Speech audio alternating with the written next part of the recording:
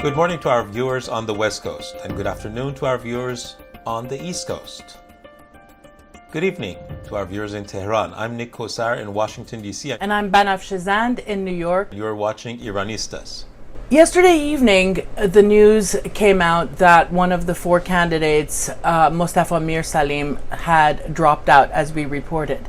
Turned out that it was not Mir Salim himself who had issued the statement, but the Motalefe party to which he belongs had jumped the gun and sent an announcement claiming that he had dropped out of the race.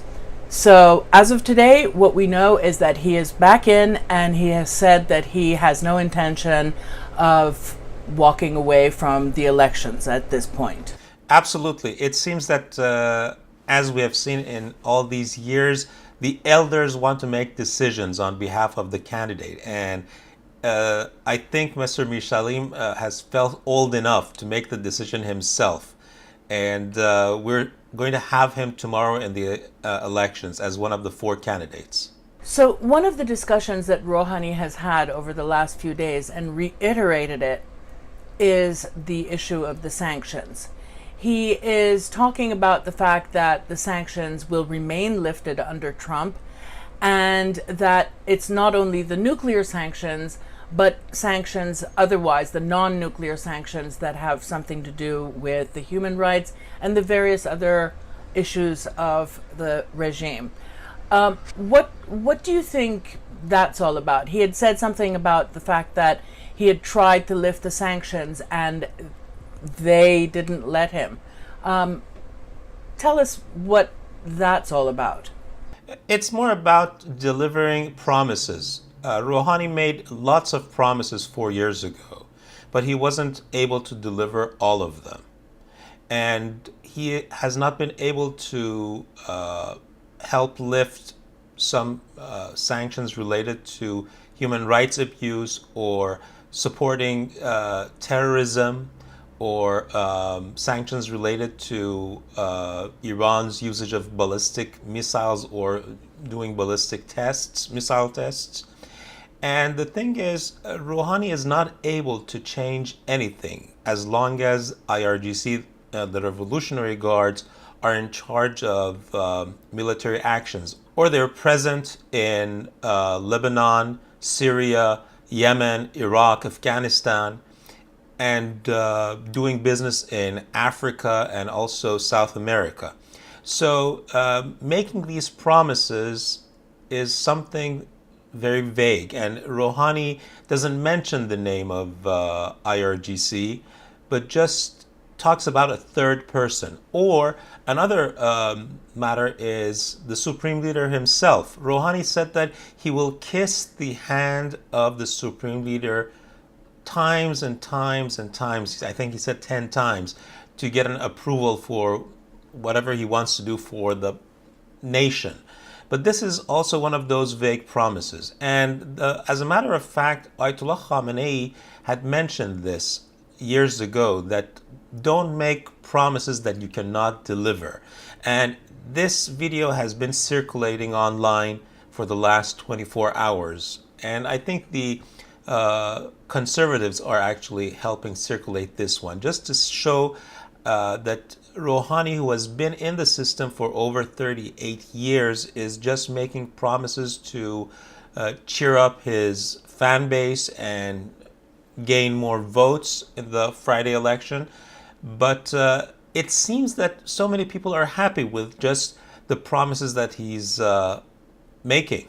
Another issue that is important today is the fact that there had been claims that several of the political prisoners who are in the Rejai Shah prison in Iran have put out a letter saying that they will not be voting, and that they are going to leave the outcome of the election in the hands of the people of Iran.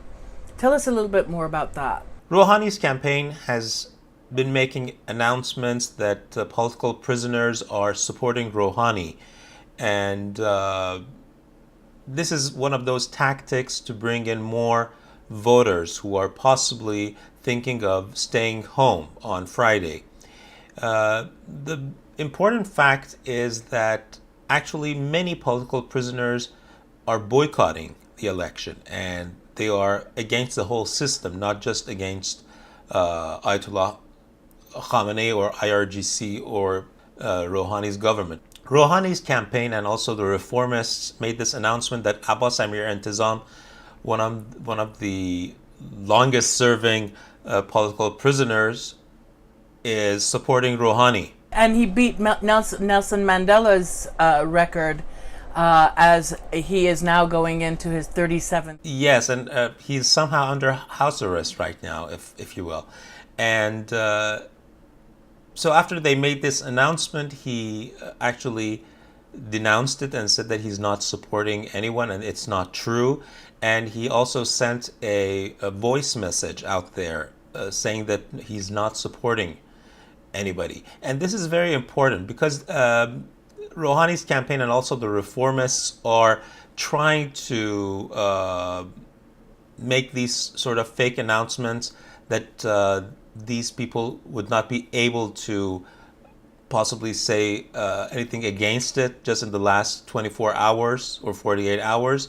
But it was interesting that Mr. Abbas Amir Intizam said that it's not true and denied it. And interestingly, in a debate on BBC Persian, one of the guests, that was a former culture minister of the regime, was clinging on to this one and saying that yes, Mr. Abbas Amir Intizam, who's a political prisoner, is supporting Rouhani, and then the other side said no, it's not true.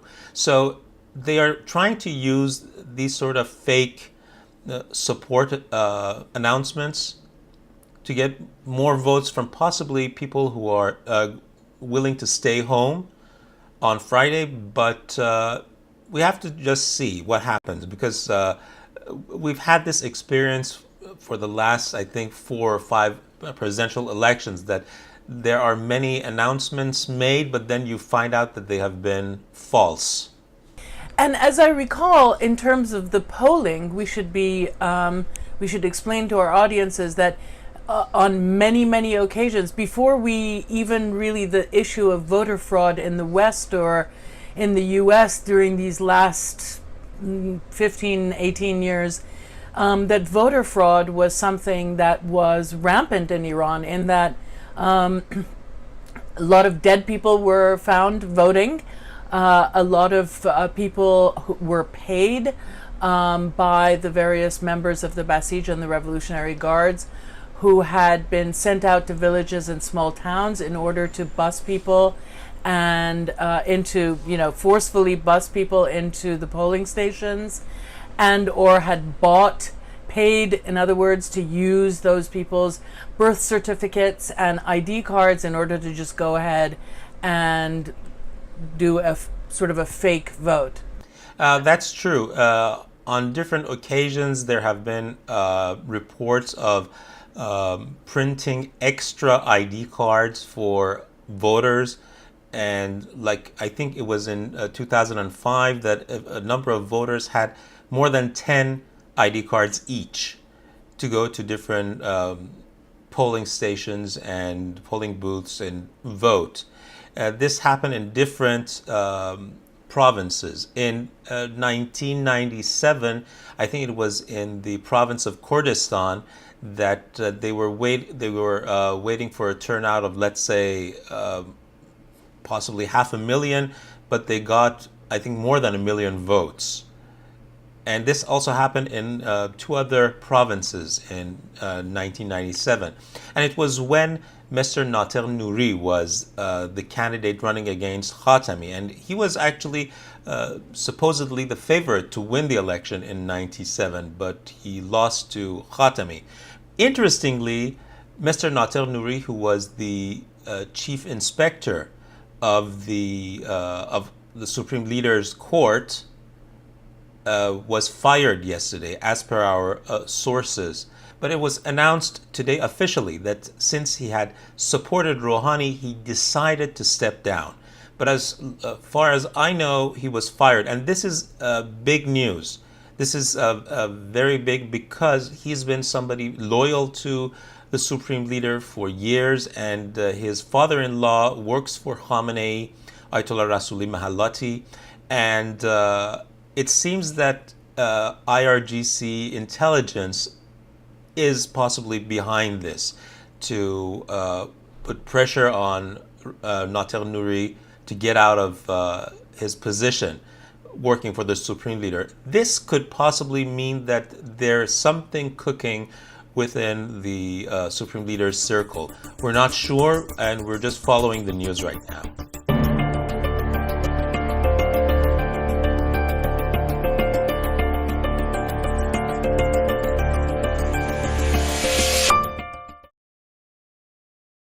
همونطور که در مسئله زنا قرآن میگه ولیشهد عذابهما طائفة من المؤمنین، توطئه‌گرها رو خوبه که در مراسم نماز جمعه بیارن به دار آویزان کنن تا مردم هم مشاهده کنند و تأثیرش تأثیر بیشتری باشه.